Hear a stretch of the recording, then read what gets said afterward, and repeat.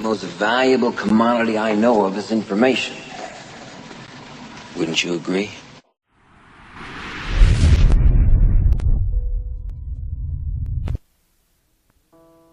Man's greatest need is to believe in himself, in what he is doing, and in his ultimate destiny. Self-reliance, or self-confidence, finds its greatest outlet when it is accompanied by a belief that the real self of man is God, and that with God all things are possible. Shakespeare spoke about the divinity which shapes your ends, rough hew it how you will. The Bible gives the key to building spiritual self-reliance. But without faith it is impossible to please him, for he that cometh to God must first believe that God is, and that he's a rewarder of them that diligently seek him. Down through the ages, all men and women who have possessed spiritual self-reliance have had a deep, abiding conviction that they were one with the God presence within. God is the living Spirit within you. God is Spirit, and they that worship him in spirit and in truth.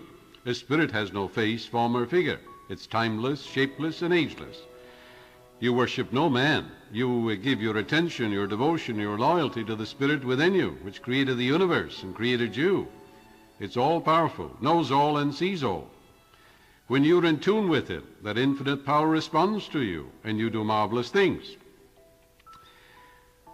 Great men down through the ages were sure of themselves, without being aggressive, egotistical, or intolerant. Jesus, Moses, Buddha, Lao Tzu, Confucius, Muhammad, many others accomplished the so-called impossible through the absolute conviction that they could do what they set out to do through the divine power which strengthened and inspired them. They were all men, born like you were. You can accomplish little in this world without faith. The farmer, when he plants his seed, has faith in the science of agriculture. The chemist has faith in the laws and principles of chemistry. The doctor has faith in his knowledge of anatomy, physiology, materia medica, and pharmacology. He has faith in his skill as a surgeon. The engineer has implicit faith in the laws of mathematics, stress and strain, and other principles of the universe. And he builds a building according to scientific laws which existed before any man walked this earth, or before any church was ever formed. You can have the same abiding faith in the laws of your own mind, which are the same yesterday, today, and forever. A man is living in the dark ages who thinks that the principles of chemistry and physics and mathematics are different than the principles and laws operating in his own mind.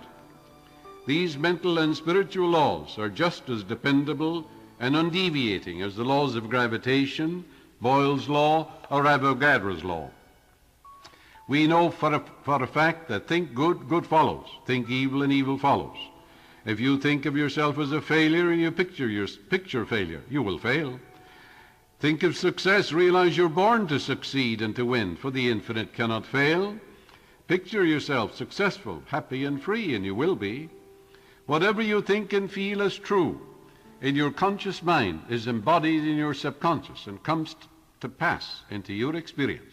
That's the law of mind, undeviating, immutable, timeless, and changeless.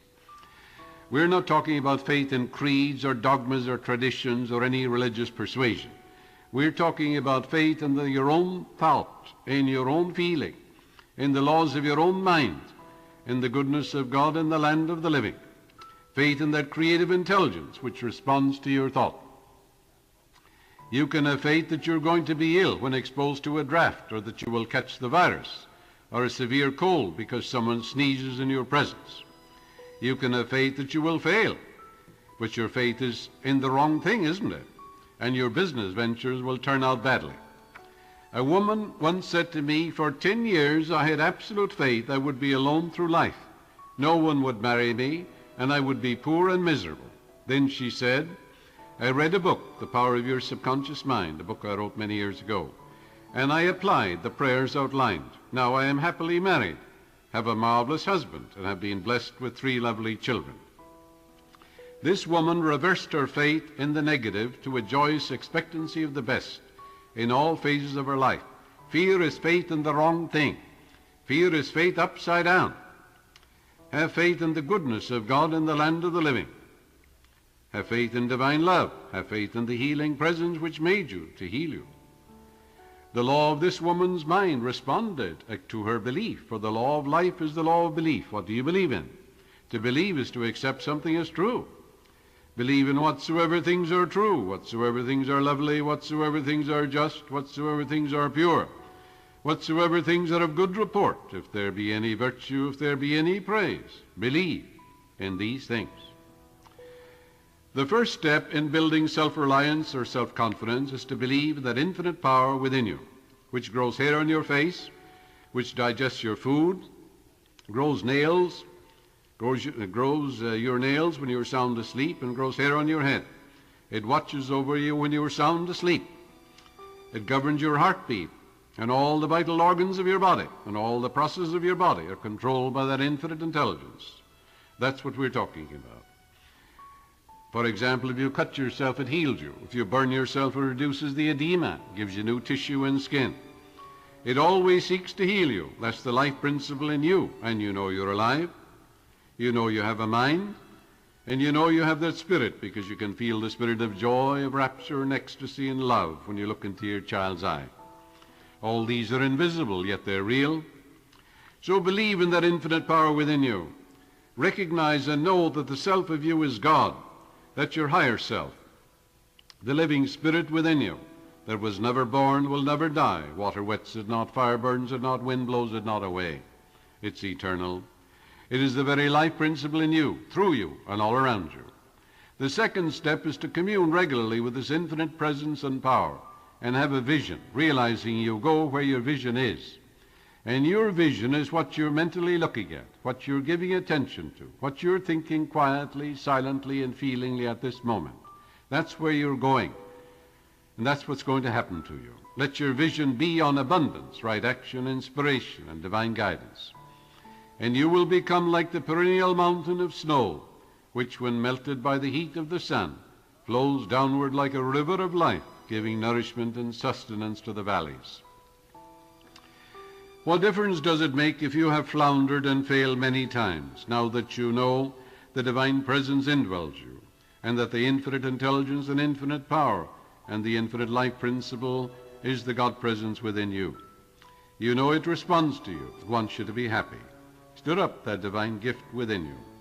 Wake up the sleeping giant within you. Trust that creative intelligence within you, more so even than you ever trusted your human father or mother. When the thought comes to you, I cannot do this, affirm. But the divine presence can. It's infinite presence. It's the infinite power. There's nothing to oppose it or challenge it. It is almighty. If the thought comes, look at all the difficulties and obstructions, realize and know, and say boldly to yourself, infinite intelligence and infinite power knows no obstructions, delays, or impediments. Find an affirmation which counteracts all your negations, and your life will become more blessed and beautiful through the years. You will find your obstructions and challenges will be transformed into opportunities. Your fear will turn to faith, and your doubt will turn into certainty that the infinite healing presence is within you, and wonders happen as you tune in upon it. Recently, I had an intensely interesting conversation with a hotel proprietor in Lisbon, Portugal. He told me that he had started out as a waiter in a small restaurant. When the boss would ask him to do something special, he would often say, I am going to try to do it. His boss finally said to him, never say, I'm going to try. Say, I am going to do it. And know that you can do it, and then the power will respond to you. He said, I profited from that advice, and I never again said, I'm going to try. I began to believe in myself. I know that infinite power indwells me, for the Bible says the kingdom of God or intelligence is within you. His secret was, I'm going to do it. He began to affirm, perhaps 1,000 times a day, I'm going to have a big hotel and own it. He believed that through the power of the infinite, he would do exactly that. The answer came in a strange way, he continued. I won at roulette in Monaco, the equivalent of $100,000 in American money. I opened this hotel, and now I have paid off the mortgage. I have prospered beyond my fondest dreams. This man said he had felt an overwhelming urge to go to the tables at Monaco. and he asked a friend to accompany him and show him the ropes. He knew he would win. It was an inner silent knowing of the soul. He had fabulous winnings, and when he had enough money, $100,000 for a deposit on his hotel, he stopped and never gambled again. This was the way his subconscious mind answered his prayer for a hotel of his own. The ways of your subconscious are past finding out. Money is just an idea, a symbol of exchange. There is nothing evil in the universe, and nothing good or bad, but thinking makes it so. Good and evil are the movements of man's own mind relative to the infinite life principle within him, which is forever perfect, whole and complete in itself. Make up your mind now, this minute, that you can do what you want to do, and can be what you sincerely want to be, and can have what you wish to possess. And it will be done to you as you believe. Follow the age-old maxim: be sure you are right, then go ahead. Let nothing move you or shake your conviction. Make it a part of your mentality. And with this kind of belief, you will inevitably succeed and move forward in life. What is it that the immensely wealthy man or the prominent businessman possesses that you do not? Only one thing. It is self-reliance or self-confidence. He believes in himself and the powers within him, both of which, of course, mean the same thing. Self-reliance or self-confidence are one. Confidence means with faith, faith in a principle, in the powers of your mind, just like an engineer has faith in the principles of mathematics, faith in the principle of strain and stress. You meet men and women who have reached the top of their professions. They're successful in the art of living. They have marvelous homes. They have wonderful children. They're contributing to humanity in countless ways. They're successful in their prayer life, relationship with the divine, relationship with people. All this is due to their implicit trust and faith in that inner power within them. They place their whole reliance on that infinite guiding principle, on the divine love and the divine protection in all ways. Their words, actions, demeanor, and general attitude radiate power and confidence, and thus win you respect the first time you meet them. Last year I interviewed a man at Hilo, Hawaii. He was very wealthy, but he sadly said to me, "I'm nobody. No one cares for me." Frankly, no one did, for the simple reason that he did not respect or care for the self within him. He was down on himself, and if you're cruel or mean to yourself, others will be cruel and mean to you, for as within, so without. This man was down on himself, even though he had vast holdings of real estate and large bank deposits. I explained to him that he was constantly criticizing and belittling himself, and that doing that, others must treat him the same way, and that if he expected to accomplish precisely nothing of himself, neither would anyone expect any more of him. For as within, so without. The inside controls the outside. I pointed out to him that the riches of the infinite were within him and all around him. Shakespeare said, "All things be ready, if the mind be so." All he had to do was to call on the infinite presence and power, and it would respond to his thought. He began to use some of the great eternal truths of the Bible, which I outlined for him as follows. "Know ye not that ye are the temple of the living God, and that the Spirit of God dwelleth in you? But the fruit of the Spirit is love, joy, peace, patience, gentleness, goodness, faith, meekness, and temperance. Thou wilt keep him in perfect peace, whose mind is stayed on thee, because he trusteth in thee. In all thy ways acknowledge him, and he shall make plain thy paths. Trust him, believe in him, and he shall bring it to pass." This is the way the Lord had created you.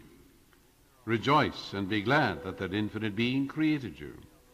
And know it is always with you, and it's capable of healing you, restoring you, vitalizing and energizing you.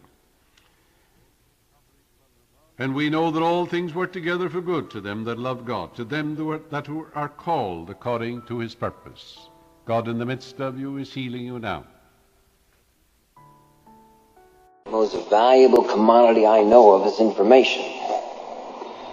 Wouldn't you agree?